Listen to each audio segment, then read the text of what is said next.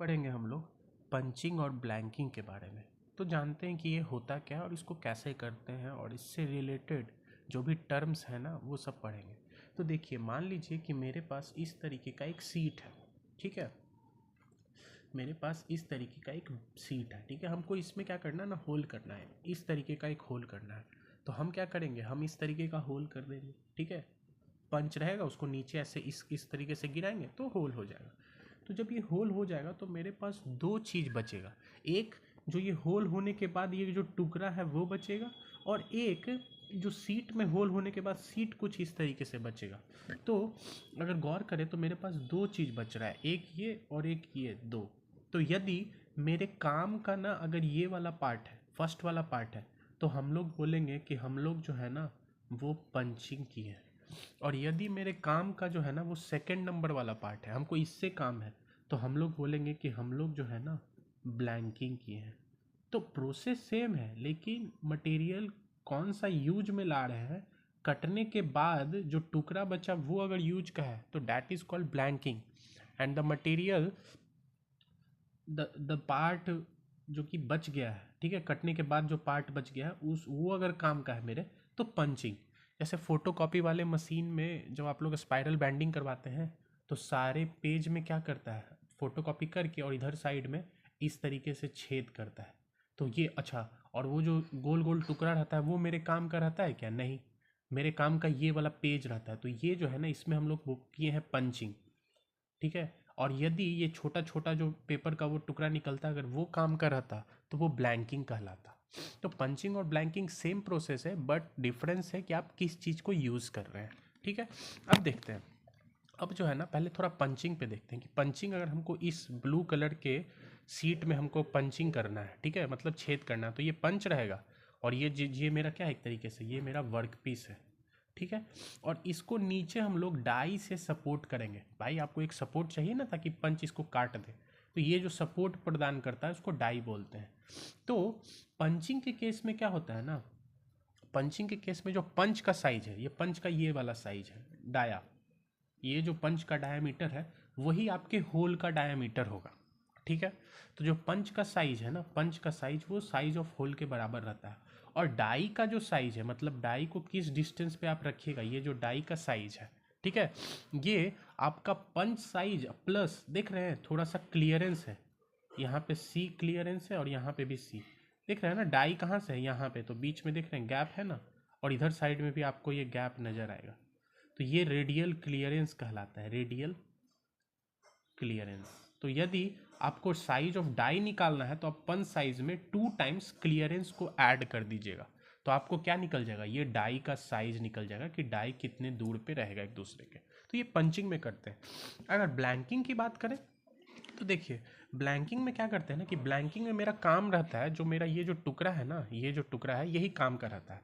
तो इसमें जो डाई का साइज है, जो आपका डाई का ये जो साइज है, ये डाई का साइज, ठीक है, ये जो डाई का साइज है वही आपका साइज ऑफ प्रोडक्ट हो जाता है, ठीक है। मतलब डाई जो है ना कुछ इस तरीके से रहता है, यहाँ पे टैपर टाइप का रहेगा। तो जो भी आपके डाई का साइज है, तो जो मटेरियल कट के निकलेगा वो इसी से निकलेगा। तो डाई का साइज जो है ना वो साइज ऑफ प्रोडक्ट के बराबर हो जाता है। और पंच का जो साइज है वो पंच का साइज थोड़ा छोटा होता है। किससे? जो डाई के साइज है उसमें अगर आप माइनस कर दीजिएगा 2 टाइम्स क्लियरेंस तो आपको पंच का साइज मिल जाएगा। तो यानी पंच साइज जो है ना वो die size minus 2 times clearance होता है, ठीक है। तो ये दो वो चीज़ जो है ना आपको याद रखना है, ठीक है, कि ब्लैंकिंग और पंचिंग में किस तरीके से डिफरेंस होता है, ठीक है। अब बात करते हैं फोर्स का, कि पंचिंग और ब्लैंकिंग में किस तरीके से फोर्स निकालते हैं। तो मान लीजिए कि मेरे पास 2 वर्क पीस है, एक ये वर्क पीस फर्स्ट नंबर और ये सेकंड नंबर वर्क पीस। इसमें हमको एक सर्कुलर होल करना है और इसमें एक रेक्टेंगुलर होल करना है। तो हम पंचिंग या ब्लैंकिंग कुछ भी करेंगे तो कितना फोर्स लगेगा ना वो निकालना है। तो देखिए, फोर्स जो होता है ना वो होता है length into thickness into tau. क्योंकि आप लोग गौर किए होंगे कि पंचिंग या ब्लैंकिंग कोई भी हो ना वो सीयरिंग ऑपरेशन है, ठीक है। क्योंकि सीयर से ही जो है ना वो हम लोग काटते हैं। तो यहाँ पे वो जो सीयर स्ट्रेस आएगा वो, ठीक है। और ये जो थिकनेस है वो थिकनेस का अगर बात करें ना तो ये जो थिकनेस, यानी जितना मोटा वो काटेगा, ठीक है, वही उसका थिकनेस हो जाएगा। अगर यहाँ पे थिकनेस का बात करें तो ये थिकनेस हो जाएगा, ठीक है, ये इसका थिकनेस कहलाएगा, ठीक है। और अगर लेंथ की बात करें तो देखिए ये जो लेंथ है ना, ये वो लेंथ नहीं है डायामीटर या फिर लेंथ है कि आपका पंच कितना लेंथ कवर किया, एक तरीके से इस सर्कुलर पार्ट का पैरीमीटर, उस इस एक तरीके से इस रेक्टेंगुलर पार्ट का पैरीमीटर। तो अगर सर्कुलर होल कर रहे हैं आप तो उसमें लेंथ का वैल्यू क्या आ जाएगा, पाई डी। और यदि आप रेक्टेंगुलर होल कर रहे हैं तो उसमें लेंथ का वैल्यू क्या आ जाएगा, उसका पैरीमीटर यानी 2 × A+B। तो इस फॉर्मूले से आप लोग फोर्स निकाल सकते हैं जो कि मैक्सिमम फोर्स होगा length into thickness into shear stress, ठीक है। अब देखिए, अब क्या होता है ना, कभी कभी क्या होता है ना कि हम लोग पंच में इस तरीके का एक कोनगर चीज बना देते हैं, इसको बोलते हैं शियर।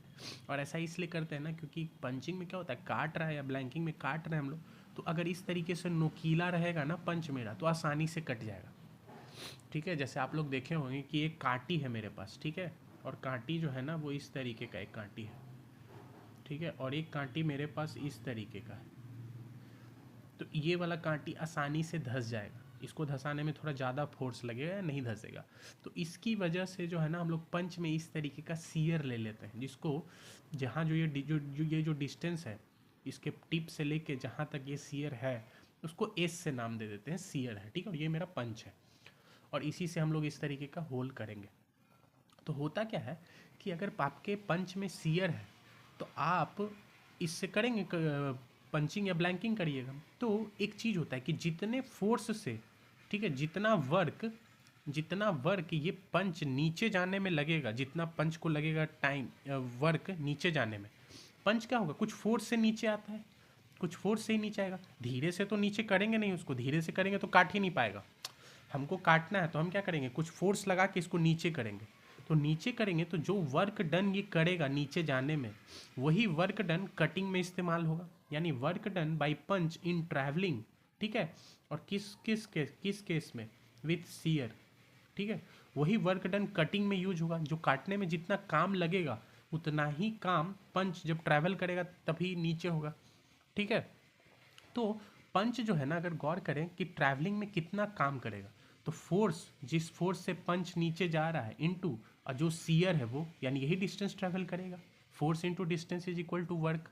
अब फोर्स के डायरेक्शन में शियर है तो इसलिए सिंपल मल्टीप्लाई कर देंगे।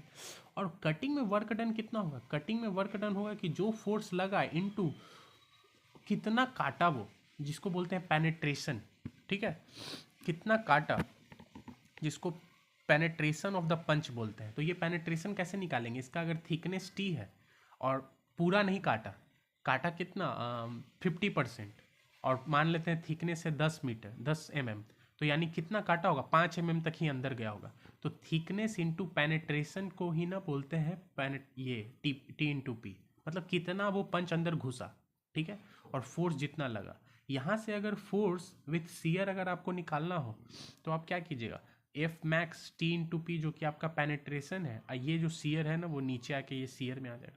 अब फोर्स, मैक्सिमम फोर्स निकालने का बता चुके हैं कि वो कैसे निकालते हैं, वो निकालते हैं length into thickness into shear stress, और ये पेनेट्रेशन हो गया आपका, ठीक है, और नीचे क्या हो जाएगा, शियर।